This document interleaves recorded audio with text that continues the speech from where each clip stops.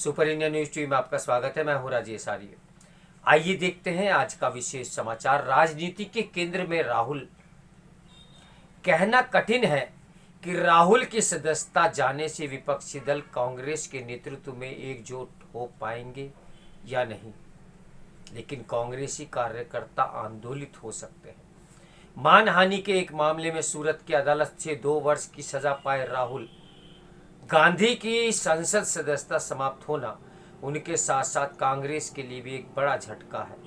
उन्हें यह सजा इसलिए सुनाई गई क्योंकि उन्होंने 2019 में कर्नाटक की एक सभा में यह बोला था कि सारे चोरों का नाम मोदी क्यों होता है। इसके लिए उन्होंने माफी मांगने से इनकार कर दिया और इसी कारण वह मानहानि के दोषी पाए गए। चूंकि कानून यह कहता है कि यदि कोई विधायक सांसद 2 वर्ष की सजा पाता है तो उसकी सदस्यता स्वतः समाप्त हो जाएगी, इसलिए वह पूर्व सांसद हो गए हैं। उन्हें अपनी सदस्यता बचाने के लिए कानूनी लड़ाई लड़नी होगी। कांग्रेस इसके लिए तैयारी कर रही है, लेकिन इसी के साथ वह इस मामले को राजनीतिक रूप भी दे रही है।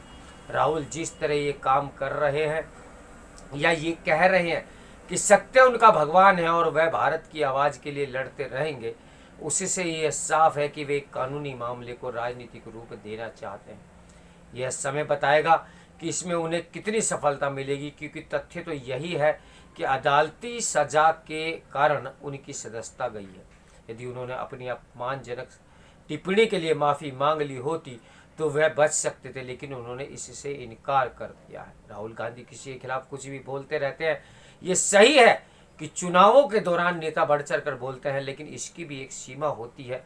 राहुल प्राय इन सीमा का उल्लंघन करते रहते हैं। प्रधानमंत्री मोदी को निशाने पर लेना उनका प्रिय शौक है। वह उन पर निरंतर निजी हमले करते रहते हैं। पिछले लोकसभा चुनाव के दौरान वह प्रधानमंत्री को लक्ष्य करके चौकीदार चोर है का नारा लगाते थे। एक बार उन्होंने यह भी कह दिया था कि अब तो सुप्रीम कोर्ट ने भी मान लिया है कि चौकीदार चोर है। इसके लिए उन्हें सुप्रीम कोर्ट से माफ़ी मांगनी पड़ी थी। मानहानि मामले में उन्होंने अहंकारवश मोदी समाज से माफ़ी नहीं मांगी। वह आसानी से ऐसा कर सकते थे, लेकिन वह अपनी जिद पर अड़े रहे। वह इस सज़ा से बच सकते थे यदि उन्होंने 10 साल पहले उस अध्यादेश की प्रति न फाड़ी होती जो सजा पाए नेताओं को बचाने के लिए लाया गया था। उनके इस कृत्य से मनमोहन सरकार को शर्मिंदा होना पड़ा था और उसे अध्यादेश वापस लेना पड़ा था, जिसमें कहा गया था कि यदि कोई जनप्रतिनिधि अपनी सजा के खिलाफ ऊंची अदालत में अपील कर देता है तो अपनी सदस्यता बचाए रख सकता है। ध्यान रहे, सुप्रीम कोर्ट ने यह अध्यादेश दिया था कि 2 वर्ष या इससे अधिक सजा पाने वाले किसी विधायक सांसद की सदस्यता स्वतः चली जाएगी। इसी के खिलाफ अध्यादेश लाया गया था। संसद सदस्यता जाते ही राहुल गांधी और कांग्रेस ये बताने में जुट गए हैं कि वे भाजपा के खिलाफ बोलते थे, इसलिए उन्हें दंडित प्रताड़ित किया गया। कई विपक्षी दल भी यही प्रचार करने में लगे हुए हैं कि वह राहुल से सहानुभूति जताने के साथ भाजपा को भी निशाने पर ले रहे हैं। कहना कठिन है कि राहुल की सदस्यता जाने से विपक्षी दल कांग्रेस के नेतृत्व में एकजुट हो पाएंगे या नहीं, लेकिन कांग्रेसी कार्यकर्ता आंदोलित हो सकते हैं और इसका पार्टी को लाभ भी मिल सकता है। आम जनता राहुल के पीछे एकजुट होगी या नहीं, यह तो समय बताएगा।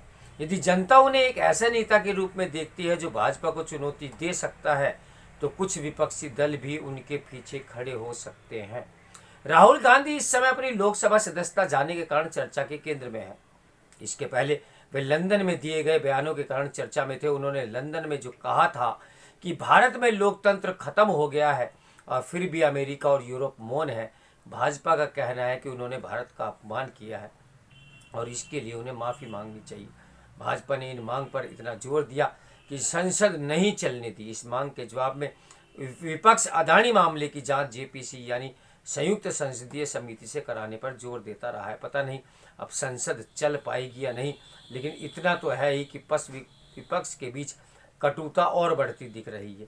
ये कटुता इसलिए और बढ़ने के आसार हैं क्योंकि अगले वर्ष आम चुनाव है और इस वर्ष कई राज्यों के विधानसभा चुनाव भी होने हैं।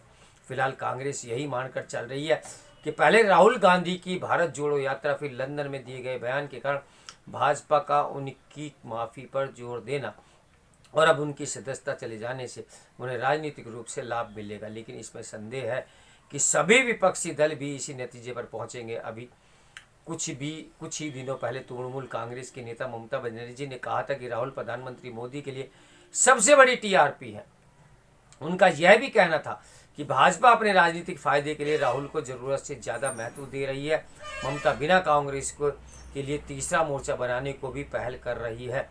तेलंगाना के मुख्यमंत्री केसीआर भी ममता की तरह से कांग्रेस से दूरी बनाकर चल रहे हैं, लेकिन इसकी अनदेखी भी नहीं की जा सकती कि दल कुछ समय से कांग्रेस से दूरी बनाए हुए थे, वे अब राहुल की सदस्यता जाने के बाद से अब उनके पक्ष में बोल रहे हैं। इनमें तृणमूल कांग्रेस, भारत राष्ट्र समिति और आम आदमी पार्टी भी है।